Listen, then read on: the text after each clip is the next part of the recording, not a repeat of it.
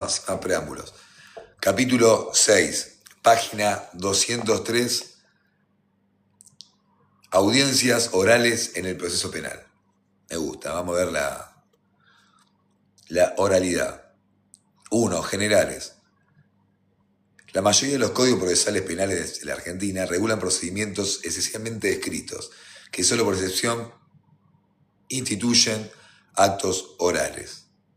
Cuando hablo de oralidad, estoy refiriéndome a una audiencia dirigida por un juez frente al cual concurren las partes para discutir suposiciones o para producir prueba. Ahora más tarde tengo una audiencia del otro día que voy a compartir un extracto. La tengo ahí subida para el borrador. La audiencia oral, por antonomasia, es el juicio oral, instituido en muchos códigos como corolario de un proceso previo, la instrucción, sustancialmente escrito, caracterizado por la existencia de un expediente único en el que se labran actas y se adjuntan presentaciones escritas. Un proceso puramente oral es aquel regido por audiencias en todas sus etapas. Esto es tanto la investigación preparatoria como el juicio mismo. En la Argentina podemos citar como ejemplo de este tipo de procedimientos el Código de la provincia de Chubut, que, aunque con serios defectos, instituye un trámite oralizado en todas sus etapas. Hay que ver también cuándo fue el escrito el libro. En provincia de Buenos Aires, saben que la instrucción es bastante escrita, y a mi gusto demasiado escrita. El otro día hablábamos en la nota con Caputo, en que espera, tengo el video también para compartirlo, y decía algo interesante. Bueno, ahora, voy a avanzar en este punto. Después, si pongo a hablar cada tema, me conozco, no termino nunca la lectura. Y quiero terminar este punto. Así que retomamos. Después seguimos filosofando. Leo este punto y después ya nos ponemos a charlar. La segunda etapa del proceso, el plenario, también es lo que iba a decir en resumidas cuentas, que en Provincia de Buenos Aires es súper escrito y que plantea un tema que lo desarrollo un poco porque tiene que ver con la realidad, que decía, la posición de elevación a juicio. Voy a contar esto breve, me desvío un poco, otro día leo. El objetivo de la instrucción es juntar evidencia, algo de sospecha suficiente para decir que hay una causa probable de ir a juicio. Y si no queda otra que ir a juicio, se va a juicio. Porque si hay una causa de sobrecimiento y demás, ni debería llegar a esa instancia. Lamentablemente, mucho llega a juicio que no debería llegar a juicio. Pero a veces se da por políticas, por patrones de la competencia de la jurisdicción, que en ciertos casos hay que llevarlo a juicio, y un montón de cosas que en realidad atentan contra el sistema de garantía.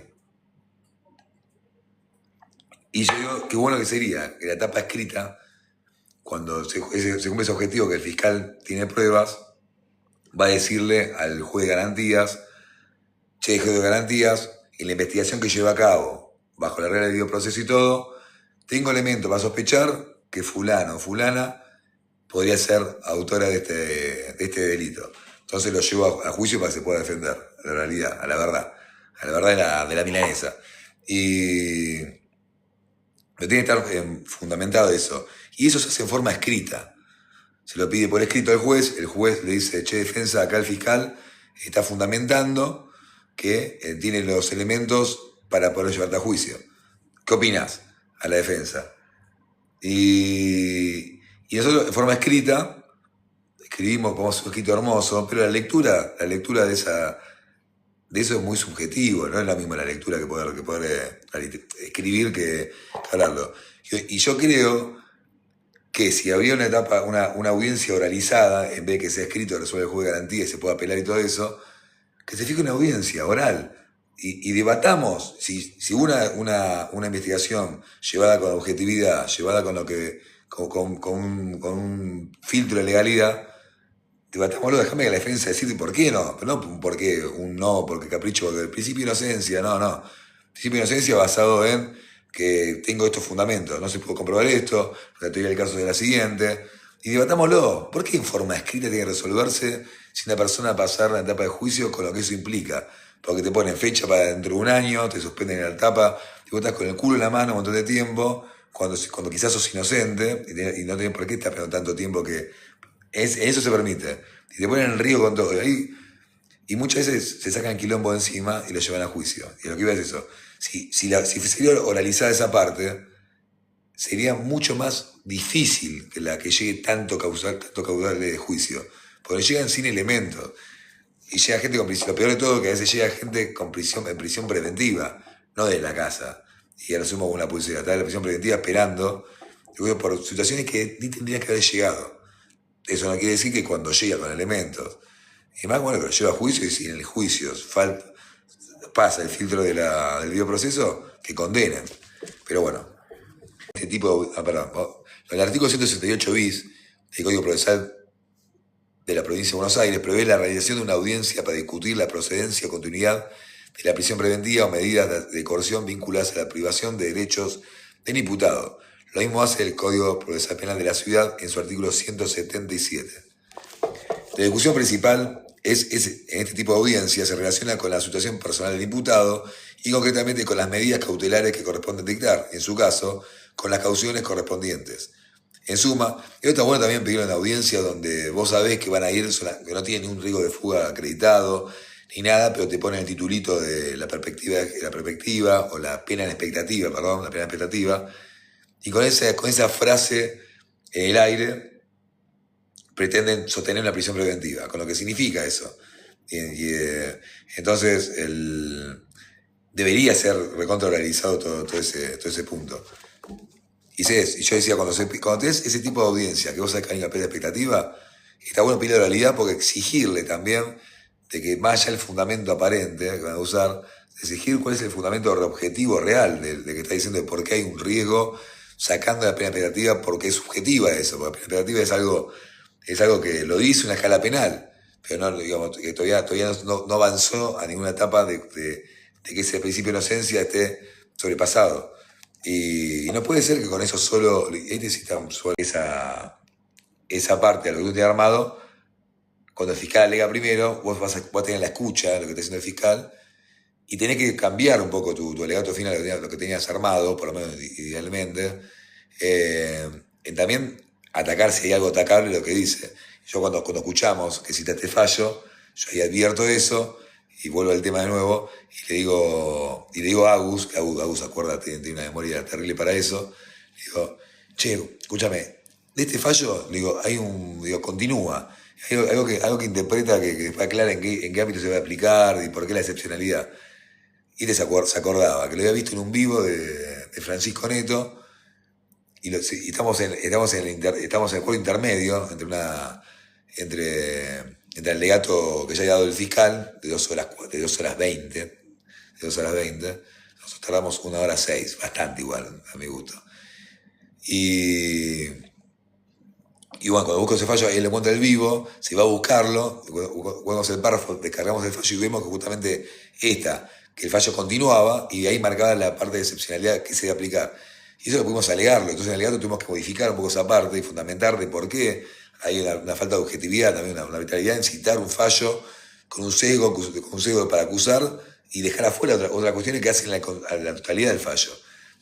Ahí leímos la parte que el fiscal obvió.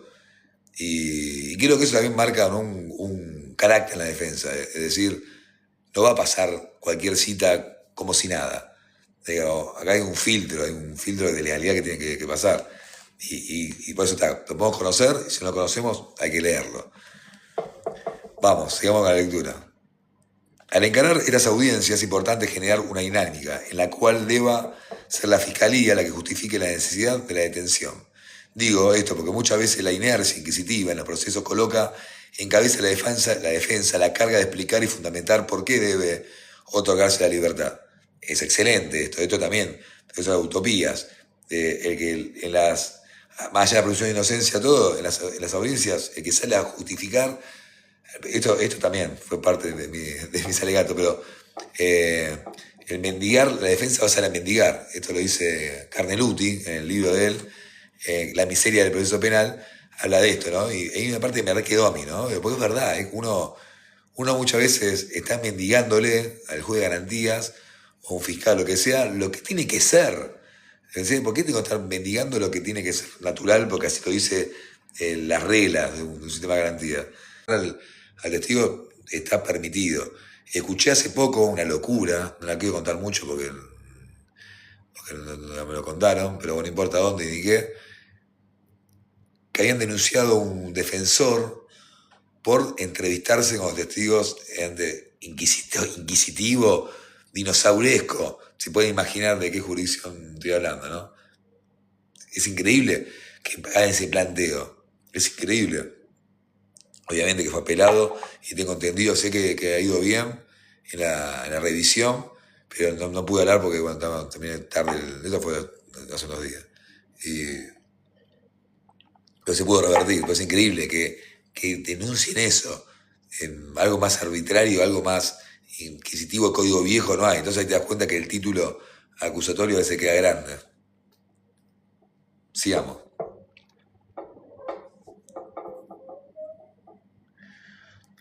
Al encarar estas audiencias, voy a cambiar, porque está muy doblado, dicho. Voy a cambiar de sector, voy afuera. Está medio fresco, pero está bien acá. Ya sigo, ya sigo. Este video lo voy a recontraeditar. Voy a sacar toda la parte de la charla y la lectura solamente, porque no quiero desperdiciar el tiempo. Bueno, sigamos leyendo. Ahora donde apunta la cámara. Dice: al encarar estas audiencias es importante generar una dinámica en la cual deba hacer la fiscalía que justifique la necesidad de una detención. Digo esto porque muchas veces la inercia inquisitiva de los procesos, lo que hablábamos recién, coloca en la cabeza de la defensa la carga de explicar y fundamentar por qué debe otorgarse la libertad. Pero como la libertad es la regla y la detención es la excepción, y como la privación preventiva de libertad debe estar fundada en una pretensión a cargo de la Fiscalía y en la necesidad de asegurar la posibilidad de cumplimiento de una eventual condena, no cabe duda que es la acusación la que debe fundamentar en todo momento la procedencia de la detención preventiva o su continuidad. Existe cierta propensión de los jueces de pedir explicaciones a la defensa en lugar de requerirlas a la acusación. Si tenemos en cuenta la verdadera dinámica constitucional de un proceso penal, esa posición es equivocada y sería bueno que lo expongamos, transformando los requerimientos que se nos formulan en preguntas a la Fiscalía. Y esto pasa, eso es un límite.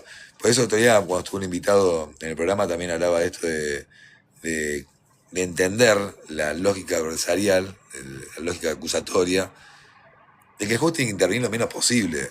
El juez es una suerte de espectador del debido proceso, obviamente puede intervenir en situaciones, pero a veces en preguntas aclaratorias, hay preguntas aclaratorias que hay que ser muy cuidadoso con el arma de pregunta aclaratoria, porque cuando un juez, esto lo hablaba que en palabras que debatimos con Caputo, a mí se pensaba un montón, cuando un juez, Caputo me refiero no al ministro, ¿no? al juez que tuve invitado al programa,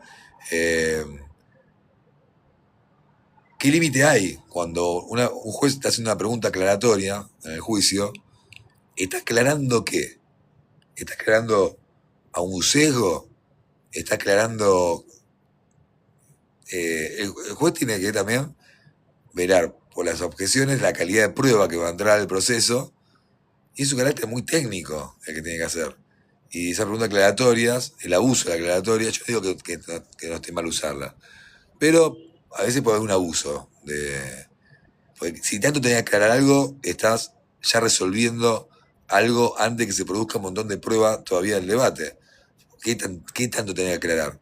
Si puede ser un dato conceptual, que hay no sé, algo muy notorio en la coherencia del relato, bueno, ahí yo creo que lo habilita. Que un relato espontáneo y eso, aclarar, estás también cambiando el curso de la... Si la prueba sea legal, tenés que se desarrolle, que las partes la desarrollen. Sigamos, vamos a arrancar.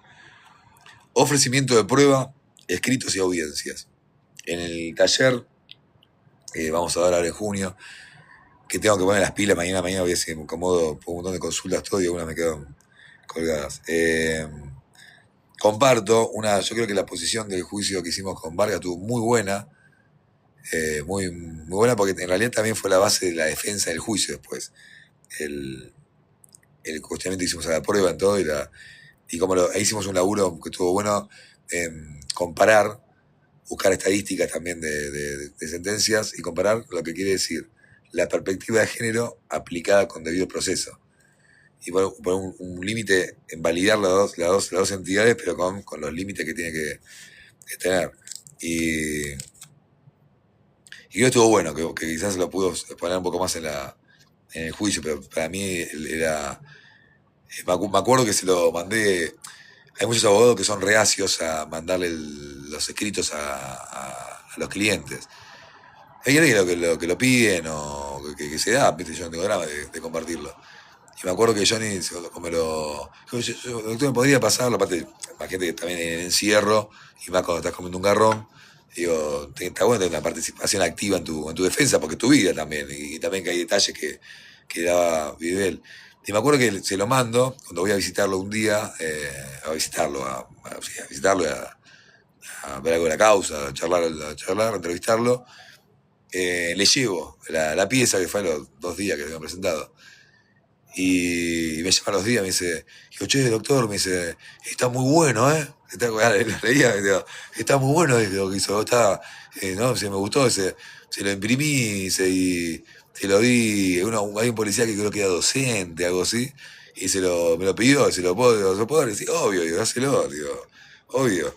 Y está bien, no prosperó porque llegamos a juicio igual. Lamentablemente, hay que necesitan, sea esa instancia, aunque haya una persona encerrada. Pero bueno, y fue la base de lo que fue el juicio después. Y eso lo comparto. En la intermedia, cuando estamos en el taller, lo mando.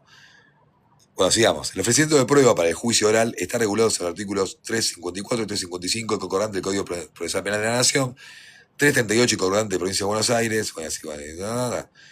Como muy buen tino, una audiencia oral para discutir la procedencia de las pruebas.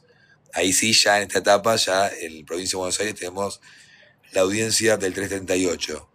Que la audiencia del 338,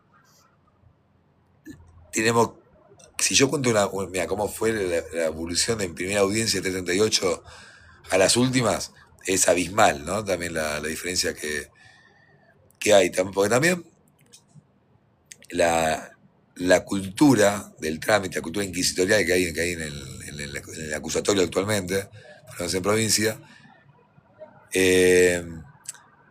hace que se pierda esa parte. Y uno, o que caiga en ese automaticismo también, y que la audiencia pasa a ser una formalidad. La teoría del caso, no, sí, que no se discute la teoría del caso, sino que como que se ya hace un acuerdo simbólico de la audiencia y se pasa a resolver. Y creo que la audiencia del 38 es una audiencia que hay que sacarle jugo, provecho. Cuando uno tiene un fundamento para prueba que no ingrese, porque litigarlo bien, qué prueba va a ingresar, si está en condiciones, si tiene utilidad y relevancia, debatirlo. Porque también en la audiencia de prueba hasta se puede llegar a salir hasta mejor una salida alternativa, que quizás no estaba en plan, y a través de la discusión de prueba también la acusación puede también bajar porque saben que la 38, previo al ofrecimiento de prueba, se trata de salidas alternativas del proceso. Y el objetivo que busca más la jurisdicción es esa, es ver si hay un acuerdo, si hay un abreviado. Esto es lo que voy. Una audiencia de prueba no tiene que caer, no tengo que caer nosotros tampoco, porque les cuento como en la práctica esta audiencia. Uno suele ofrecer, la fiscalía suele ofrecer por un escrito, aunque se fije la audiencia del 78, un ofrecimiento de prueba.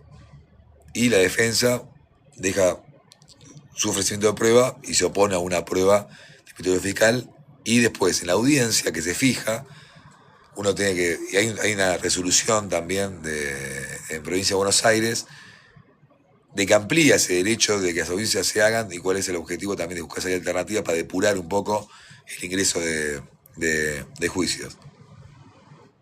Y en la audiencia cuando arranca, el fiscal dice, bueno, me ratifico a lo manifestado y el ofrecimiento de prueba, fojas tanto, de fecha tanto, y solo se haga lugar al pedido por la Fiscalía. La defensa que vengo a ratificar las oposiciones que el escrito fue acá tanto y ofreciendo pruebas fue acá tanto, en su totalidad, vas a resolver. Y si hay una oposición que sea... Y eso no es la audiencia, eso es caer en la cultura del trámite que hablamos con Binder. Hay una nota, hicimos una nota que se va a publicar estos días, ya falta poquito. Estuvo genial, ya lo van a ver. Y caemos en eso. Y no, ahí la audiencia, cuando vos vas, es más, cuando vos vas preparado a la audiencia 78, se nota también con qué fiscal. La última audiencia que tuvimos ahora en juicio por jurados en San Isidro, estuvo buena la audiencia. Lo único que al último asumió un fiscal nuevo, venían dos fiscales, pero bueno, Mar del Plata me acostumbré ya a eso, teníamos 3 fiscales enfrente. Imagínate que ya uno se acostumbra. Y hubo acuerdos probatorios, que uno dice, ¿acuerdos probatorios? ¿Acuerdos probatorios? Sí, a ver, uno también puede tener acuerdos probatorios con la Fiscalía. Y eso justamente es parte del bioproceso. Cuando un acuerdo probatorio siempre tiene que ser para beneficiar a la parte más débil que la defensa, que tiene el principio de inocencia. Y ya se ponía a hablar y no terminaba. Sigamos. De todos modos, en los 3 códigos de ofrecimiento de prueba se lleva a cabo mediante una presentación escrita, justo la que acabo de explicar, en la que se detalla la prueba y se explica las razones del ofrecimiento. Este escrito integra el elemento de lo más importante del proceso penal. La prueba que no se ofrece allí difícilmente podrá ser introducida con posterioridad. Al comienzo de este libro se hizo referencia a la situación de desigualdad que existe entre el fiscal y el imputado, que hace que el primero pueda utilizar de su poder de imperio para producir prácticamente toda la prueba que quiera, mientras que el imputado se encuentra sujeto a la benevolencia de la Fiscalía para producir medidas a su favor. Esto es verdad también. Esa desigualdad es justificada teóricamente por los cultores de los falsos códigos acusatorios, este picante, el vestuario me gusta, afirmando que al momento del juicio la defensa tendrá la posibilidad de refutar la posición de la Fiscalía, ofreciendo toda la prueba que considere pertinente. Esta creencia es manifiestamente falsa, por lo pronto, por una razón temporal. El fiscal produce la prueba con total libertad, en el mejor momento para colectarla, que es precisamente al comienzo de la investigación, cuando existe proximidad temporal con el hecho que se pretende dilucidar.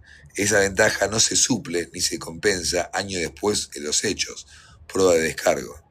Además, esa desigualdad fijar las prioridades, condicionar las ediciones ulteriores. Ese acondicionamiento alcanza también a la labor de la defensa y basta con observar el contenido de los escritos de ofrecimiento de prueba y las discusiones que se ventilan en las audiencias de prueba para comprobarlo. Y eso tiene que ver justamente con eso, que son audiencias de muy baja calidad.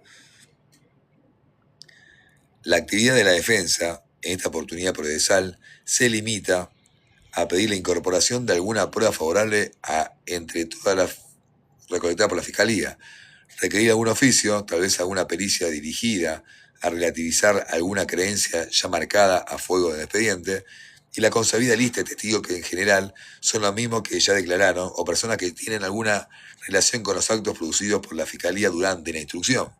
Por ejemplo, testigos que firmaron un acta de secuestro, funcionarios que respondieron un oficio, personas nombradas por otros testigos. Se trata, en definitiva, de una tarea condicionada por la labor previa del fiscal. Esta es una de las tantas imposibilidades de hacer una igualdad de armas plena, ¿no? Es como que hay una naturaleza de entender y que la defensa tiene un derecho menor, parecía, ¿no?